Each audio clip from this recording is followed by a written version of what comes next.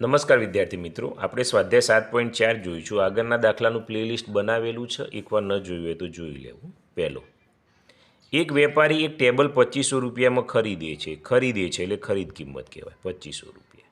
આ દાખલા થોડા ભારે છે, બરાબર. આ ટેબલ તે 2750માં વેચી દે છે, તો વેચાણ કિંમત બરાબર કેટલી થઈ? 2750 રૂપિયા. તો વેપારીએ મેળવેલ નફાના ટકા શોધો.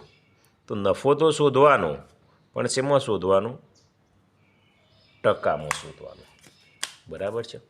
હવે વિદ્યાર્થી મિત્રો તમે જુઓ, ખરીદ કિંમત 2500 છે, વેચાણ એનાથી વધારે છે એટલે નફો જ થાય, તો પહેલાં નફો શોધવો પડે.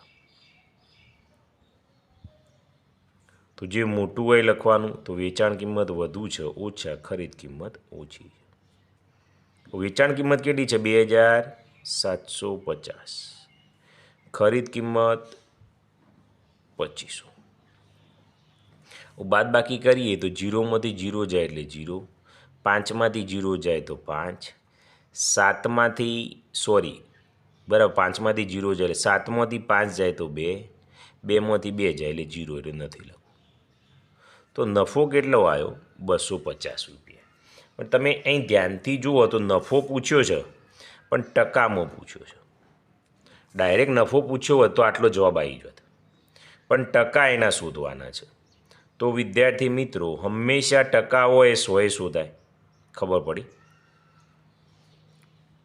હવે વિદ્યાર્થી મિત્રો, આપણે ટકા શોધીએ તો આ થોડું અઘરું છે. કઈ રીતે શોધાય હું તમને શીખવાડું છું.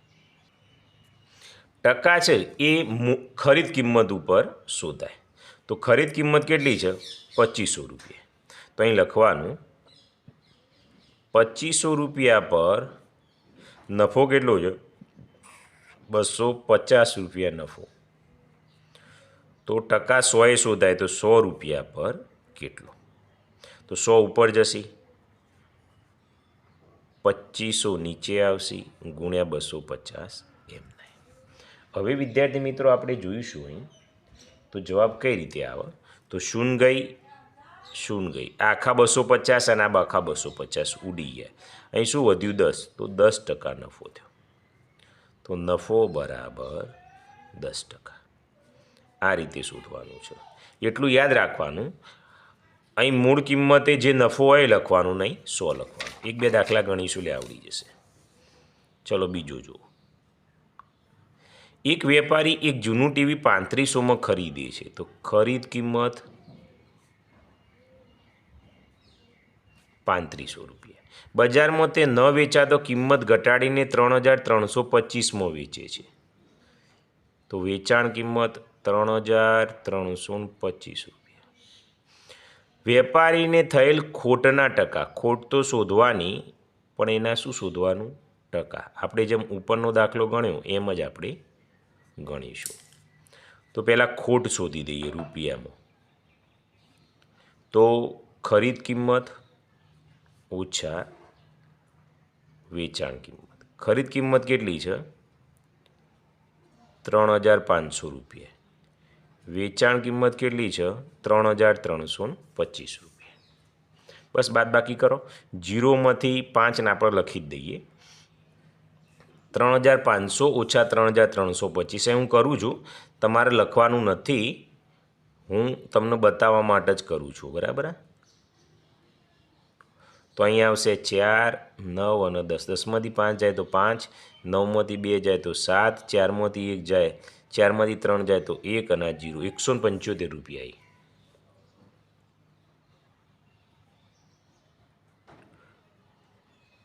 ખોટ કેટલી? 150. આપણે ટકામાં શોધવાની છે, તો ખરીદ કિંમત ઉપર શોધાય. ખરીદ કિંમત કેટલી છે? 3500. 3500 રૂપિયા પર ખોટ કેટલી આવી? 175 રૂપિયા.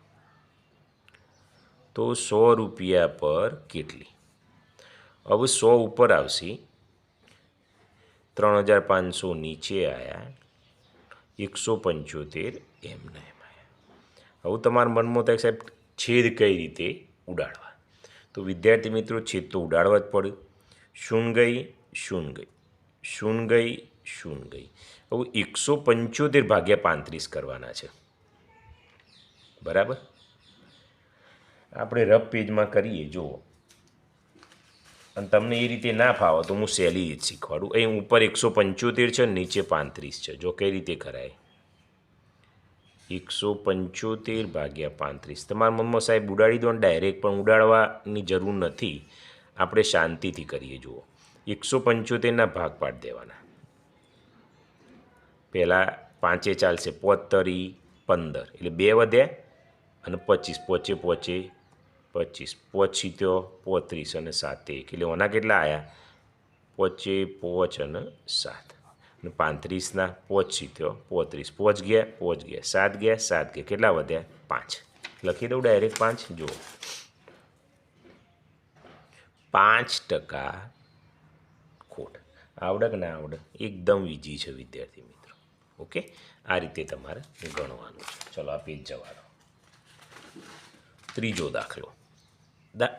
નફાખોટના દાખલા એવા છે ને વિદ્યાર્થી મિત્રો, તમે સમજશો તો જ આવડશે, ગોખ્યા તો નહીં આવડે.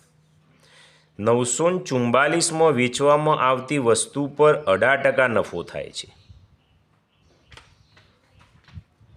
તો વસ્તુની મૂળ કિંમત શોધો. જુઓ, અહીં વેચાણ કિંમત આપેલી છે, તમને ખ્યાલ આવે છે કેટલી છે? 944માં વેચવામાં આવતી વસ્તુ, તો અહીં વેચાણ કિંમત કેટલી છે? 944 રૂપિયા. વસ્તુ પર વેપારીને નફો 18%, તો નફો બરાબર 18%. તો વસ્તુની મૂળ કિંમત શોધો. તમે જુઓ, અત્યાર સુધી દાખલામાં શું હતું? મૂળ કિંમતે આપતા હતા, વેચાણ કિંમતે આપતા હતા, અને નફો ટકામાં શોધવાનો આવતો હતો. આ આખો દાખલો અવળો થઈ ગયો. બરાબર, અહીં નફો 18% કમાઈ લે છે. હવે વિદ્યાર્થી મિત્રો, જ્યારે આવો દાખલો આવે એટલે ધારો કે લખવાનું, ધારો કે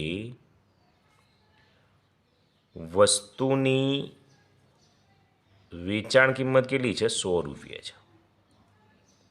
ખબર પડી? હવે નફો કેટલો છે? 18 રૂપિયા. તો વેચાણ કિંમત કેટલી થાય? 100 રૂપિયાની વસ્તુ છે અને નફો 18 છે, તો 118 રૂપિયા નફો થયો. બરાબર, તો હવે 118 રૂપિયાની વસ્તુ હોય તો એની મૂળ કિંમત કેટલી થાય? 100 રૂપિયા. તો વેચાણ કિંમત કેટલી છે? 944. તો 944 એ કેટલી? હવે મૂળ કિંમત આવશે. તો 944 ઉપર ગયા, 118 નીચે આવ્યા, ગુણ્યા 100. હવે વિદ્યાર્થી મિત્રો, જ્યારે આ રીતનો દાખલો હોય એટલે આ બંનેમાં છેદ ઉડતા હશે. 118 આને નહીં અડવાનું, આ બંનેમાં હશે. આપણે જોઈએ 944 ને 118 દેખાય છે ને? ઓકે, 118 છે તો આપણે લઈએ, 8 લઈએ તો 8 8 64 આવવાની સંભાવના. 8 8 64નો ચોગડો વધી 6, 8 1 8 અને 6 14નો ચોગડો વધી 1, 8 1 8 અને 944 આવ્યા. તો આ કેટલા આવ્યા? 8 આવ્યા. તો 100 ગુણ્યા 8 એટલે 800 રૂપિયા થયા. તો 800 રૂપિયા શું આવી? મૂળ કિંમત આવી જાય. તો જે આપણે જે જવાબ શોધવાનો હતો એ 800 રૂપિયા આવી ગયો. બરાબર, મૂળ કિંમત. ચલો ચોથો જુઓ. 1828માં વેચવામાં આવતી વસ્તુ, તો વેચાણ કિંમત આપેલી છે તમને 1128 રૂપિયા. 6% ખોટ જાય છે, તો ખોટ બરાબર 6%. પેલા જેવો છે તો મૂળ કિંમત કેટલા? તો ધારો કે 100 રૂપિયાની વસ્તુ છે, આપણને આવું હોય એટલે ધારવાનું. ધારો કે 100 રૂપિયાની વસ્તુ છે, ખોટ કેટલી છે? 6%. તો વેચાણ કિંમત કેટલી થાય? 100 ઓછા 6, 94 રૂપિયા થઈ. તો 94 રૂપિયા હોય તો વેચાણ કિંમત 100 રૂપિયા થાય, તો 1128 રૂપિયા હોય કેટલા? 1128 આ લીધા. બરાબર, તો 1128 ઉપર જ્યાં 94 નીચે આવ્યા ગુણ્યા 100. પાછું આ બંને વચ્ચે કોમ્બિનેશન હશે, આપણને ખબર છે. ચલો જોઈએ. 1128 ભાગ્યા કેટલા છે? 94. તો 94 એકા 94 અહીંયા કરી દઈએ આપણે. 94 છે એટલે કેટલા આવશે? અહીં બાદ બાકી કરીએ. 0 અને 10 12 એટલે 8, 10 એટલે 188 આવે. એટલે 94 દૂર આવશે ને? 94 દૂ 188, 12 એ આવી ગયા. બરાબર. તો અહીં કેટલા લખીએ આપણે? 12. તો 12 ગુણ્યા 100, 1200 રૂપિયા થયા. તો મૂળ કિંમત કેટલી થઈ આમાં? 1200 રૂપિયા.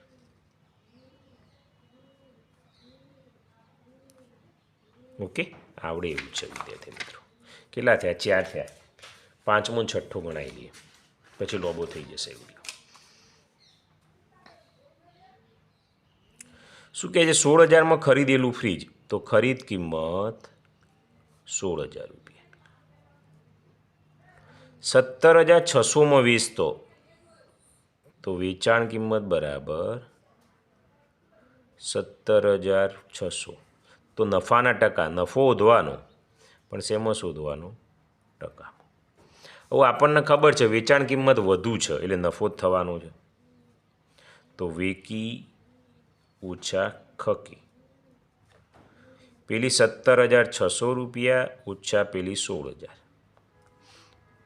હવે જુઓ, 16, 17 અને 600 બરાબર, તો 1,600 રૂપિયા. નફો કેટલો આવ્યો? 1,600 રૂપિયા. તો શું કે ટકા? તો ખરીદ કિંમત 16,000 એ આટલો નફો થયો. 16,000 રૂપિયા પર નફો 1,600 રૂપિયા છે. ટકા છે તો 100 કેટલા? તો 100 ઉપર જશે, 16,000 નીચે આવશે, અને એમને શૂન્ય શૂન્ય. આ 1,600 ગયા, 1,600 ગયા, 10 આવ્યા. તો નફો બરાબર 10%. એકદમ ઈજી છે. પાંચમાં ખ્યાલ આવી ગયો. ચલો છઠ્ઠો ગણાવી દઈએ.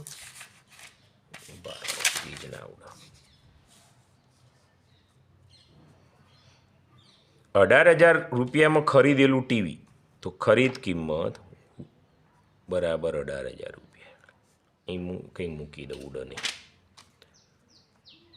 વેચાણ કિંમત ઓછી છે જુઓ, 15,300 રૂપિયા. તો ખોટના ટકા શોધો. તો ખોટ શોધવાની, પણ એ શેમાં શોધવાની? ટકામાં. પહેલાં જેવો જ છે. તો ખોટ બરાબર ખરીદ કિંમત ઓછા વેચાણ કિંમત. ખરીદ કિંમત કેટલી છે? 18,000 રૂપિયા. પેલી 15,300 રૂપિયા. આ બંનેની બાદબાકી કરવાની છે. તો અહીં રફ પેજમાં કરી દઈએ.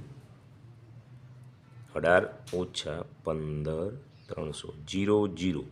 અહીં 7 અને 10, 10માંથી એટલે 7, 2 0, 2700 રૂપિયા આવી.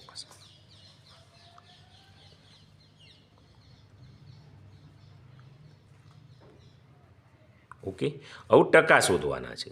તો મૂળ કિંમત ઉપર ઉધાય તો 18,000 રૂપિયા હતા, તો એના ઉપર 2700 ખોટ આવી. તો 100 રૂપિયા પર કેટલી? ટકા 100 શોધાય. તો 100 ઉપર ગયા, 18,000 નીચે આવ્યા, 2700 એમના એમ. ચલો છેદ ઉડાડીએ. શૂન ગઈ, શૂન ગઈ, શૂન ગઈ, શૂન ગઈ. હવે છેદ ઉડાડવા હોય તો અહીં 10 દાન 100 કરી દઈએ. અહીં 27 એટલે 9 તરી 27 કરીએ. અહીં 180 છે એટલે 10 ગુણ્યા 18 આવે એટલે 9 ગુણ્યા 2 કરે. જોયું? 9 દુ 18, 18 ગુણ્યા 10 એટલે 180. એવું છેદું રહે તો 10 ગયા, 10 ગયા, 9 ગયા, 9 ગયા, 2 પંચો 10, તો 5 તરી 15% ખોટ આવી. બરાબર છે. તો આ રીતે વિદ્યાર્થી મિત્રો ગણવાના છે. આગળના દાખલા છે એ નેક્સ્ટ વિડીયોમાં ગણીશું, નકર મોટો થઈ જશે વિડીયો.